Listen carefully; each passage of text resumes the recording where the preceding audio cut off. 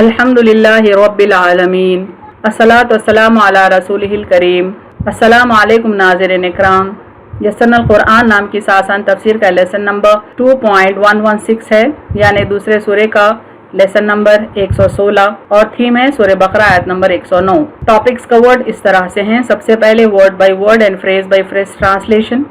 اس کے بعد تفسیر، آخر میں کچھ امپورٹنٹ پوائنٹس، ایکنالجمنٹ اور ریفرنسز۔ اعوذ باللہ من الشیطان الرجیم، بسم اللہ الرحمن الرحیم۔ وَدَّ كَثِيرٌ مِّنْ أَهْلِ الْكِتَابِ لَوْ يَرُدُّونَكُم مِّن بَعْدِ إِيمَانِكُمْ كُفَّارًا حَسَدًا مِّنْ عِندِ أَنفُسِهِم مِّن بَعْدِ مَا تَبَيَّنَ لَهُمُ الْحَقُّ فَاعْفُوا وَاصْفَحُوا حَتَّىٰ يَأْتِيَ اللَّهُ بِأَمْرِهِ إِنَّ اللَّهَ عَلَىٰ كُلِّ شَيْءٍ قَدِيرٌ۔ ورڈ بائی ورڈ ٹرانسلیشن دیکھیں۔ وَدَّ روٹ ورڈ واو دال سے معنی چاہا، وشڈ، کثیرٌ کاف تا را سے روٹ ورڈ ہے معنی بہت، منی من روٹ ورڈ میم نون سے معنی سے، فرام اہلی الف ہا لام سے روٹ ورڈ ہے معنی لوگ، پیپل، الکتابی کاف تا با سے روٹ ورڈ ہے معنی کتاب، دا بک، لو روٹ ورڈ لام واو سے معنی کاش، اف یردونکم را دال سے روٹ ورڈ ہے معنی وہ تمہیں لوٹا دیں، they could turn you back، من روٹ ورڈ میم نون سے معنی سے، فرام بعدی با عین دال سے روٹ ورڈ ہے معنی بعد، آفٹر، ایمانکم الف میم نون سے روٹ ورڈ ہے معنی تمہارا ایمان، your faith، کفارن کاف فا را سے روٹ ورڈ ہے معنی کفر میں، to disbelieve، حسدن ہا سین دال سے روٹ ورڈ ہے معنی حسد، jealousy، من روٹ ورڈ میم نون سے معنی سے، فرام عندی عین نون دال سے روٹ ورڈ ہے معنی پاس، آف انفسہم نون فا سین سے روٹ ورڈ ہے معنی ان کے نفس، themselves، من میم نون سے روٹ ورڈ ہے معنی سے، فرام بعدی با عین دال سے روٹ ورڈ ہے معنی بعد، آفٹر، ما روٹ ورڈ میم الف سے معنی جب کہ، واٹ، تبینہ با یا نون سے روٹ ورڈ ہے معنی واضح ہو گیا، became clear، لہم لام سے روٹ ورڈ ہے معنی ان پر، to them، الحق ہا آف سے روٹ ورڈ ہے معنی حق، the truth، فعفو عین فا واو سے روٹ ورڈ ہے معنی پس تم معاف کر دو، so forgive them، وصفحو صاد فا ہا سے روٹ ورڈ ہے معنی اور درگزر کر دو، اینڈ اوورلک، حتی ہا تا یا سے روٹ ورڈ ہے معنی یہاں تک کہ، انٹل یاتیا الف تا یا سے روٹ ورڈ ہے معنی لائے، برنگس، اللہ الف لام ہا سے روٹ ورڈ ہے معنی اللہ، بِأَمْرِهِ روٹ ورڈ الف میم را سے معنی اپنا حکم، his command، اِنَّا الف نون سے روٹ ورڈ ہے معنی بے شک، indeed اللہ الف لام ہا سے روٹ ورڈ ہے معنی اللہ، علی روٹ ورڈ عین لام یا سے معنی پر، on کلی کاف لام سے روٹ ورڈ ہے معنی ہر، ایوری شیئن شین یا حمزہ سے روٹ ورڈ ہے معنی چیز، تھنگ، قدیرن قاف دال را سے روٹ ورڈ ہے معنی قادر، all powerful. Phrase by phrase translation دیکھیں۔ اردو میں ودّ کثیرن چاہا بہت، من اہل الکتابی اہل کتاب میں سے، لو یردونکم کاش تمہیں لوٹا دے، من بعد ایمانکم کفارا تمہارے ایمان کے بعد کفر میں، حسدا من عند انفسہم اپنے نفس کے حسد کے سبب، من بعد ما تبینہ اس کے بعد جب کہ واضح ہو گیا، لہم الحق ان پر حق، فاعفوا واصفحوا پس تم معاف کرو اور درگزر کرو، حتی یاتی اللہ بامرہ یہاں تک کہ لائے اللہ اس کا حکم، ان اللہ بے شک اللہ علی کل شیء قدیر ہر چیز پر قادر ہے۔ Phrase by phrase translation English میں دیکھیں۔ وَدَّ كَثِيرٌ wished many من أهل الكتاب from the people of the book love يردونكم if they could turn you back من بعد إيمانكم كفارا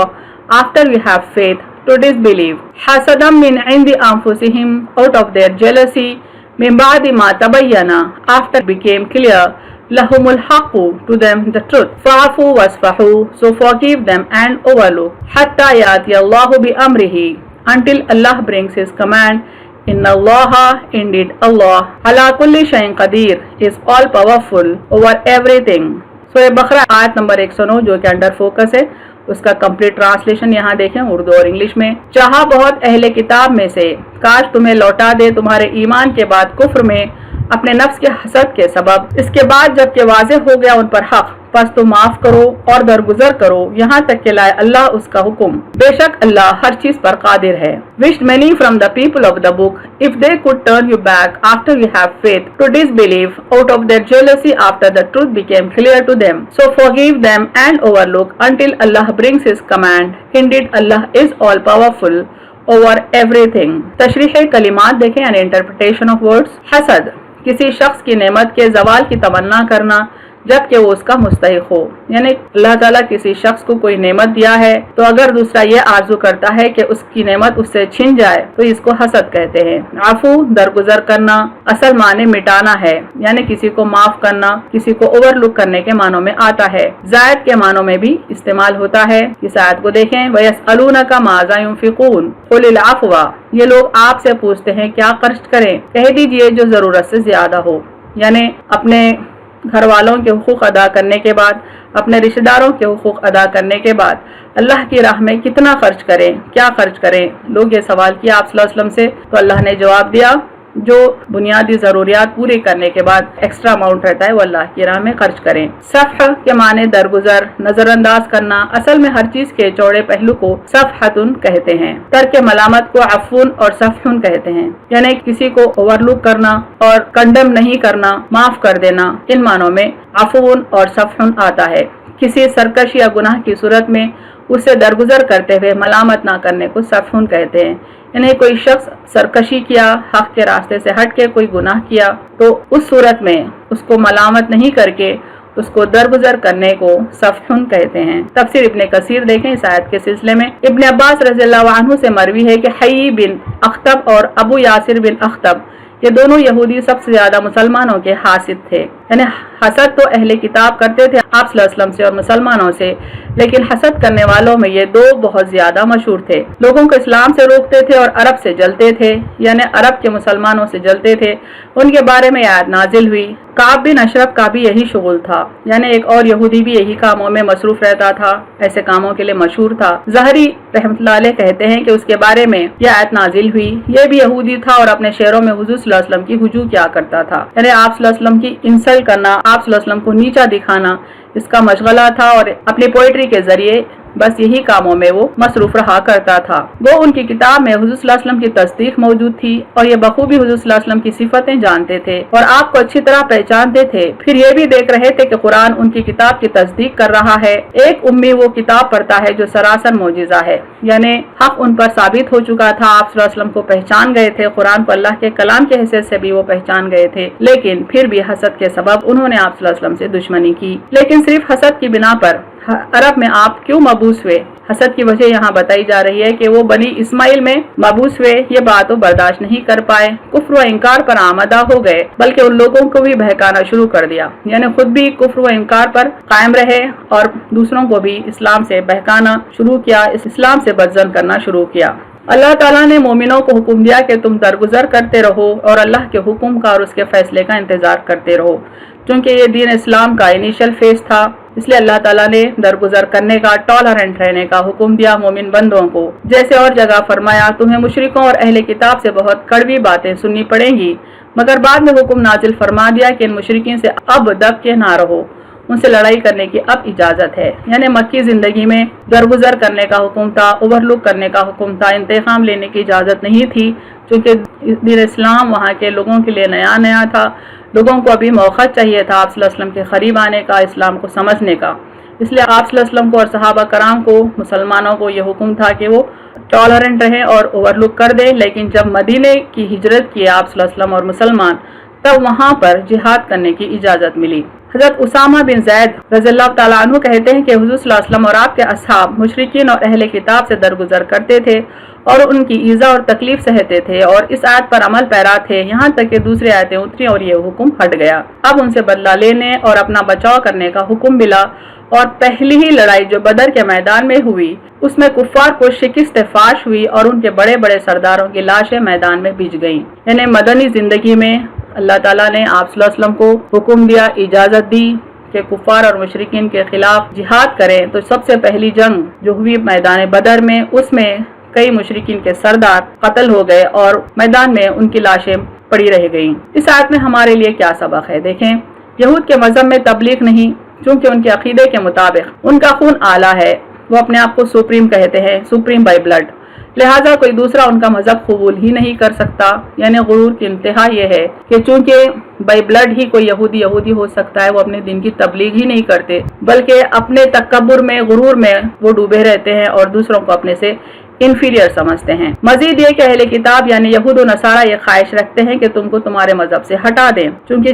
जहाँ गुरूर रहता है वहाँ ऑटोमेटिकली हसद रहता है, तो उनके गुरूर के सबब उनके दिलों में हसद भी है। याद रखें, ईसाई भी अपने आप को फेवरेट ऑफ गॉड कहते हैं, तो उनके गैर जरूरी तकब्बुर के सबब उनके दिलों में हसद है। इसलिए अल्लाह ने फरमाया हसदम मिन इंदी अंफुसिहिम, यानी उनके नफ्स में हसद है। अब हसद के मारे चाहते हैं कि कोई और भी दौलत ईमान से माला माल ना हो, यानी तकब्बुर के सबब उन्होंने इस्लाम को ठुकराया और नहीं चाहते कि इतनी बेहतरीन नेमत किसी और को मिल जाए। हर वक्त मुसलमानों को इस्लाम से बरगजिश्ता करने के लिए साजिशें करते रहते। उन्होंने इस मकसद के लिए बाज़ाब्ता मिशनरीज कायम कर रखे हैं। यानी अव्वल तो उन्होंने इस्लाम से वो दुश्मनी की गुरूर के सबब, दुआम हक साबित होने के बावजूद भी उन्होंने अपने हसद के सबब मुसलमानों को इस्लाम से बरगजिश्ता करने की कोशिश की, और ये कोशिश आज भी जारी है। कई मिशनरीज उन्होंने कायम कर रखे हैं दुनिया में, जिनका काम ही इस्लाम से लोगों को बदजन करना है। हर फन की किताब में कुछ न कुछ इस्लाम के खिलाफ लिख जाते हैं और तुमको बेवकूफ बनाते हैं, तुम नादान हो, अपने मजहब से वाकिफ नहीं। यानी मुसलमानों की अक्सरियत चूंकि इस्लाम की स्टडी नहीं करती है ठीक से, वो इस्लाम की तालीमात से ठीक से वाकिफ नहीं है, उनमें से कुछ इनकी हरकतों से मुतासिर भी हो जाते हैं,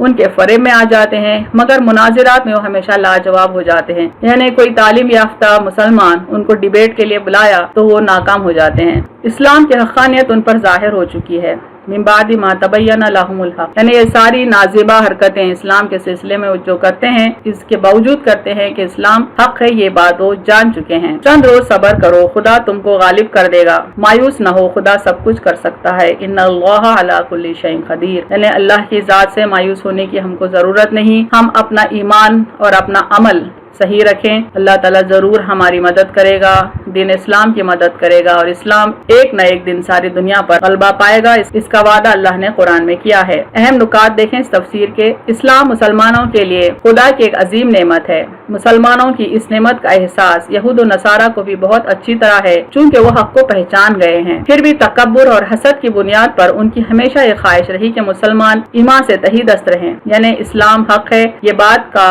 इल्म यहूद और नसारा को है, बल्कि अच्छी तरह से इस बात की पहचान उनको है। लेकिन गुरूर के सबब उन्होंने इस्लाम को रद्द किया, और हसद के सबब वो चाहते हैं मुसलमानों को इस्लाम से हटा दें। मुसलमानों को ये बात ज़हन नशीं रखनी चाहिए कि दुश्मन उनके ईमान के दर पे है, चाहे दुश्मन कुछ कर ले, इस्लाम ही गलबा पा कर रहेगा, ये अल्लाह का वादा है। यानी दुश्मन तो हमेशा हर दौर में इस्लाम से दुश्मनी दिखाया है, लेकिन अल्लाह ताला इस बात पर कादिर है कि इस्लाम की रोशनी को फैलाता रहे, चाहे वो कितना ही इस रोशनी को बुझाने की कोशिश करें।